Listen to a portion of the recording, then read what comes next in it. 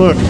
Hey, do you sell these chainsaws to professionals? What? Do you sell these chainsaws to professionals? Yeah. So you're telling me basically professional people buy these and then they use them professionally for professional use, like for a year or 2 or 3 years or more, right?